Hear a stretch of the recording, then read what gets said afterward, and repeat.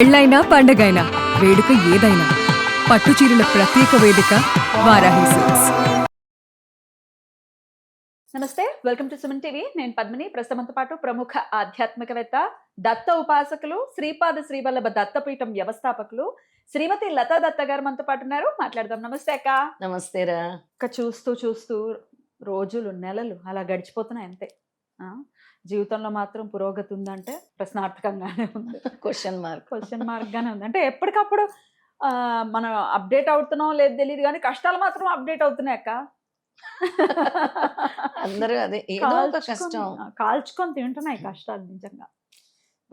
అమావాస్య కూడా వచ్చేస్తోంది. రేపు 12వ తారీఖు, ఆగస్టు 12వ తారీఖు బుధవారం అమావాస్య. ఈ అమావాస్య చుక్కల అమావాస్యగా మనకు తెలుసు. చాలా చాలా విశేషవంతమైనటువంటి అమావాస్య. మరి ఇంకా ఏంటి దీని స్పెషాలిటీ ఒకసారి చెప్పండి. అట్లాగే ఏం చేయాలి ఆ రోజున, ఏం చేస్తే ఎటువంటి ఫలితం వస్తుంది? మరుసటి రోజు నుంచే శ్రావణ మాసం మొదలవుతుంది. అవును, అందరూ ఎదురు చూస్తూ ఉన్నటువంటి ఒక మాసము. సో ఒకసారి ఇవన్నీ తప్పకుండా పద్మిని. చుక్కల అమావాస్య, ఆషాఢ అమావాస్య అని అంటున్నాము.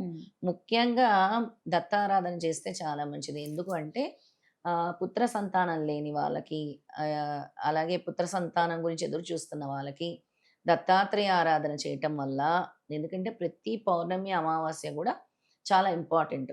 లక్ష్మీదేవి ఆరాధన, దత్తాత్రేయ స్వామి అంటే అనగా స్వామి అనగా లక్ష్మి ఆరాధన చేస్తే కూడా మంచిది. పితృదేవతలు శాంతిస్తారు. అలాగే మగ సంతానం కోరుకునే వాళ్ళు కూడా, మా ఇంట్లో చాలా మంది చూస్తే ఎన్నో తరాల నుంచి కూడా మాకు మగ సంతానం లేదు, అలా కొంతమంది ఇళ్లలో అలాగే ఆడపిల్లలు లేరు అని అంటారనమాట. అలా వాళ్ళు కోరుకోవాలి ఆ రోజు దత్తారాధన చేసి దత్త మంత్ర జపం చేయటం, దత్తక్షేత్రాలకు వెళ్ళి నిద్ర చేయటము, లేదా దత్తక్షేత్రాల్లో భిక్ష చేస్తే చాలా మంచిది అమావాస్య రోజు. అలా సుమతి మాత అమావాస్య రోజు భిక్ష చేయటం వల్లే శ్రీపాద వల్లభుల దత్తులు వాళ్ళ ఇంట్లో జన్మించారు. ఏం అదృష్టం అక్క. అందుకే ఆ రోజు ఎవరైతే ఈ భిక్ష చేస్తారో, పేదలకు అనాథులకు అన్నం పెడతారో, దత్తక్షేత్రాలకు వెళ్ళి అన్నదానాలు చేస్తారో చాలా ఫలితము ఉంటుందన్నమాట.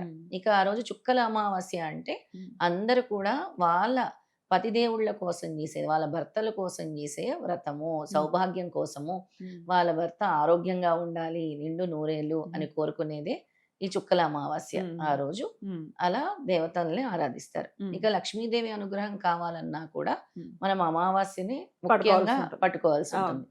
అమావాస్య రోజు ఎంత లక్ష్మీదేవి ఆరాధన చేస్తే మనకి అంతటి ఈ దారిద్ర బాధలు తొలుగుతాయి, అంతటి అబ్స్టకల్స్ కూడా తొలుగుతాయి అన్నమాట.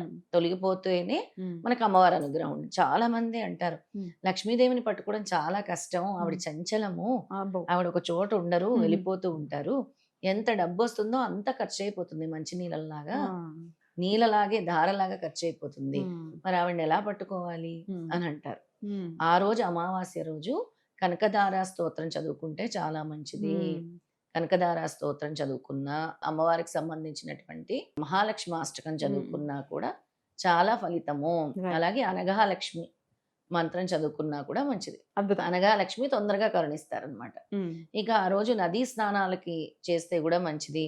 అలాగే క్షేత్రాలకి వెళ్ళి అమ్మవారిని దర్శించుకుంటే కూడా మంచిది. ఇక అమావాస్య రోజు అమ్మవారికి, మనకి ఆషాఢ అమావాస్య మర్నాడే శ్రావణ మాసం మొదలవుతుంది.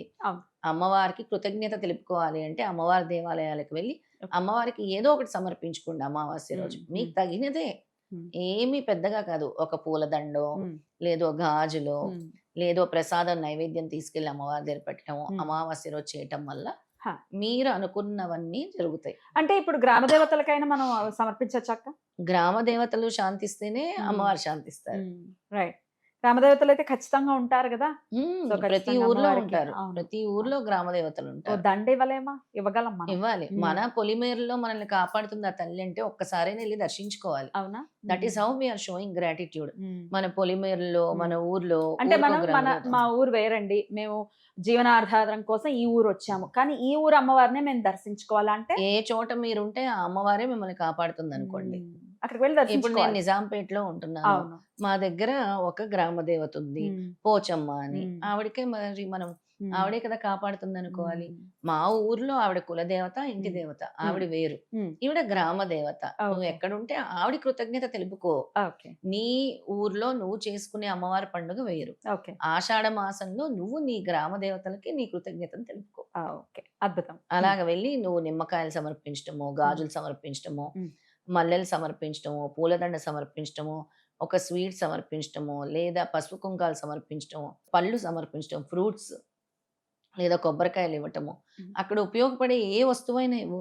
లేదా చక్కగా అగరత్తులు తీసుకెళ్ళు. కర్పూరము, అగరబత్తులు ఇవ్వటం వల్ల, అవి మనం వెలిగించటం వల్ల నీ యొక్క కర్మ దోషాలు పోతాయి. ఓకే. అది కూడా అమావాస్య రోజు నువ్వు వెళ్ళి కర్పూరం ఇచ్చినా, అగరత్తులు ఇచ్చినా, ధూప్ స్టిక్స్ ఇచ్చినా ఎంతో ఫలితం. ఓ. ఎందుకంటే మన యొక్క కర్మలు కాలుతున్నాయి అందులో. బ్యాడ్ కర్మస్ అన్ని కూడా డెఫినెట్ గా అన్ని కూడా ఎలిమినేట్ అవుతాయి. రైట్. అద్భుతం. అయితే ఆ రోజు లేని గ్రహణం అయితే లేదు. గ్రహణం ఉందా ఉందా ఉందా అని అడిగే వాళ్ళు ఉన్నారు. సూర్యగ్రహణం మన భారతదేశంలో లేదు. కొన్ని కంట్రీస్ లో ఉంది. అది స్పెయిన్, గ్రీస్లాండ్, బ్రిటన్, కొన్ని ప్లేసెస్ లో, ఐర్లాండ్ ఆ చోట్ల మాత్రం సూర్యగ్రహణం ఉంది. అక్కడ ఉండే తెలుగు వాళ్ళు పాటించండి. చక్కగా స్నానాలు చేయండి, ఇల్లు శుద్ధి చేసుకోండి. తర్వాత ఇక్కడ లేదు కాబట్టి దాని గురించి ఆలోచించాల్సిన అవసరం లేదు. రైట్. రైట్ అక్క. ఖచ్చితంగా అమ్మవారి నామాలు కానీ ఏదైనా చదువుకునేటటువంటి మంత్రాలు కానీ ఏమైనా చెప్తారా? చెప్తాను. 2 మంత్రాలు చెప్తున్నాను. దత్తాత్రేయ స్వామిది, అమ్మవారిది. ముందు దత్తాత్రేయ స్వామి చెప్తాను. సంసార దుఃఖ నాశాయ శివాయ పరమాత్మనే దత్తాత్రేయాయ దేవాయ నమోస్తు పరమాత్మనే. ఆ దుఃఖాల్ని తొలగించు, మా సంసార భవసాగరాల్ని దాటించు అని కోరుకుంటున్నాం అనమాట. ఇక అమ్మవారిది ఏంటి అంటే, ఓం హ్రీం శ్రీం శ్రీం శ్రీం శ్రీం శ్రీం శ్రీం చెప్పాను కదా అమ్మవారిని. తల్లి నీ పేరు ఏంటి అంటే శ్రీ గాని, శ్రీం అంటే లక్ష్మీదేవి, శ్రీ అంటే ఆవిడకి ఇష్టమైన నామం. అందుకనే ఈ మంత్రం ఓం హ్రీం శ్రీం శ్రీం శ్రీం శ్రీం శ్రీం శ్రీం 6 సార్లు. లక్ష్మి మమ గృహే ధనం పూరే పూరే చింత దూరే దూరే నమః. ధనం ఇవ్వు, చింతల్ని దూరం చేయి అని చదువుకోండి. ఇది 108 సార్లు చేస్తే మంచిది. 2 నామాలు కూడా. 2. దత్తాత్రేయ స్వామి 21 సార్లు సరిపోతుంది.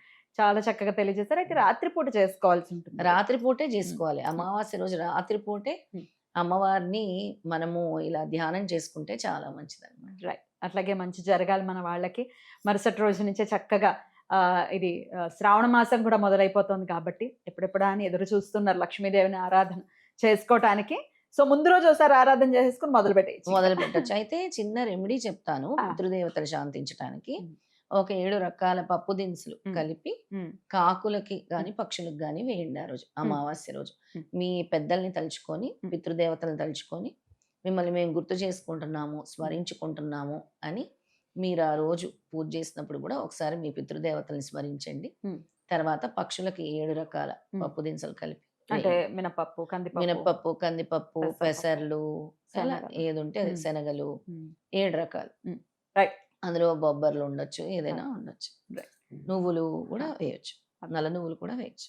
అద్భుతంగా తెలియజేశారక. ఖచ్చితంగా ఈ అమావాస్యని, చుక్కల అమావాస్యని చక్కగా అందరూ వినియోగించుకుని, చుక్కలు చూస్తున్నామండి కష్టాల వల్ల అనుకుంటారు కదా, అవన్నీ తొలగిపోవాలని చెప్పి మనస్ఫూర్తిగా కోరుకుంటున్నాను.